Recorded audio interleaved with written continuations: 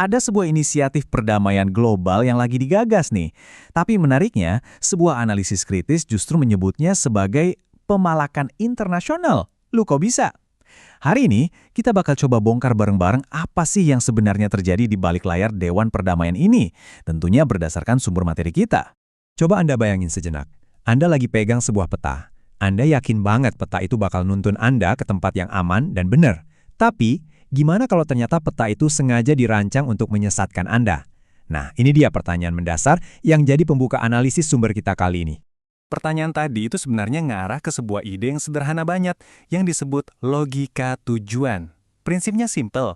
Kalau tujuannya dari awal aja udah salah, ya mau sebagus apapun perjalanannya, sebagus apapun persiapannya, ya hasilnya pasti gagal total. Ibaratnya, niatnya mau ke Surabaya, tapi peta yang diikutin malah ngarah ke Padang. Ya, percuma kan? Logika inilah yang bakal kita pakai buat membedah inisiatif Dewan Perdamaian ini. Jadi, sumber kitab nggak nanya, gimana sih cara mereka mencapai perdamaian? Tapi pertanyaannya lebih mendasar. Apakah tujuan mereka beneran untuk perdamaian? Atau jangan-jangan ada agenda lain yang tersembunyi di baliknya? Oke, kita masuk ke bagian pertama, aturan damai seorang preman. Yuk, kita lihat aturan main yang ditawarkan itu kayak gimana. Kalau kita lihat di permukaan, janjinya itu indah banget. Perdamaian global, diplomasi, kerjasama internasional. Tapi di baliknya, sumber ini mengungkap sebuah kenyataan yang jauh berbeda. Katanya, ini tuh sistem bayar untuk bermain, di mana pada akhirnya cuma ada satu suara yang didengar. Ya, suaranya sang bos. Sumber ini bahkan ngasih label yang tajam banget. Diplomasi seorang preman pasar yang tidak tersentuh oleh hukum internasional.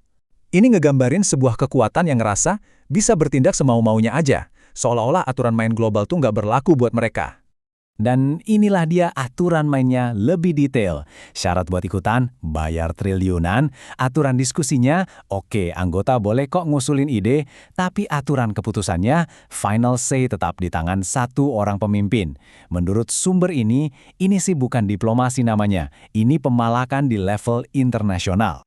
Lanjut ke bagian kedua, forum damai atau bisnis properti. Nah, sekarang mari kita intip siapa aja sih para negosiator perdamaian ini. Di tabel ini kita bisa lihat siapa ada yang ada di meja perundingan. Ada pebisnis yang katanya ngelihat Gaza itu sebagai properti real estate utama. Ada juga tokoh-tokoh lain dengan kepentingan bisnis pro-Israel yang kuat. Dan yang paling ironis, menurut sumber ini, ada juga pembuluh yang membahas perdamaian yang merujuk pada Benjamin Netanyahu. Tapi, di antara semua wajah-wajah penting ini, ada satu yang justru nggak ada di sana. Suara yang paling krusial, yang nasibnya lagi ditentukan, malah nggak ada di ruangan itu. Suara rakyat Gaza. Mereka cuma jadi objek, bukan subjek dalam perundingan ini. Nah, situasi di mana nasib sebuah bangsa ditentukan tanpa kehadiran mereka sama sekali, ini didefinisikan oleh sumber kita sebagai neokolonialisme. Ini penjajahan gaya baru, bukan lagi pakai senapan dan meriam, tapi pakainya tekanan ekonomi dan manuver politik. Penjajahan yang dilakukan oleh orang-orang berdasi. Slide ini nunjukin evolusinya dengan jelas banget ya. Dulu, kolonialisme itu identik dengan pengambilan paksa, pakai senjata. Sekarang, metodenya lebih halus. Tujuannya mungkin sama, yaitu penguasaan, tapi caranya jauh lebih rapi dan seringkali nggak kita sadari. Oke, bagian ketiga, kita lihat studi kasusnya langsung. Pilihan sulit Indonesia. Terus gimana posisi negara kita dalam pusaran ini semua? Nah, disinilah letak dilema Indonesia. Di satu sisi ada amanat konstitusi yang jelas banget untuk mendukung Palestina. Tapi di sisi lain ada bayang-bayang tekanan ekonomi dari Amerika Serikat. Sumber ini pun bertanya, mana yang akhirnya lebih berat? Idealisme atau pragmatisme ekonomi? Kritik yang paling tajam dari sumber ini dilontarkan pada narasi tentang menjamin keamanan Israel. Sumber ini ngelihatnya bukan sebagai langkah diplomasi yang cerdas, tapi justru sebaliknya, sebagai sebuah bentuk ketundukan mental. Sebuah langkah awal yang dianggap berbahaya menuju normalisasi. Dan semua pembahasan tadi akhirnya ngebawa kita ke argumen puncaknya, medan perang terakhir, yaitu pikiran kita sendiri. Jadi, menurut sumber ini, senjata paling ampuh dari neokolonialisme itu bukanlah ekonomi atau militer loh. Senjata pamungkasnya adalah sesuatu yang nggak kelihatan, penjajahan pikiran itu sendiri, atau yang disebut sebagai pikiran yang terjajah. Terus apa sih maksudnya pikiran yang terjajah itu? Sumber ini menyebutnya sebagai inferioritas mental.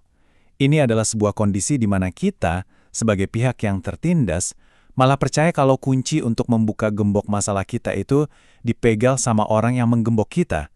Sebuah keyakinan bahwa solusi itu cuma bisa datang dari kerangka berpikir si penindas.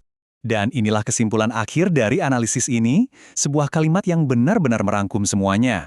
Mempercayai bahwa penjajah memegang kunci kebebasan Anda adalah kekalahan terakhir. Pada akhirnya, analisis ini meninggalkan kita semua dengan satu pertanyaan penting untuk direnungkan. Kalau pikiran adalah medan perang terakhir, apakah itu berarti tindakan perlawanan pertama dan yang paling mendasar adalah dengan mulai berpikir untuk diri kita sendiri? Terima kasih sudah menyimak.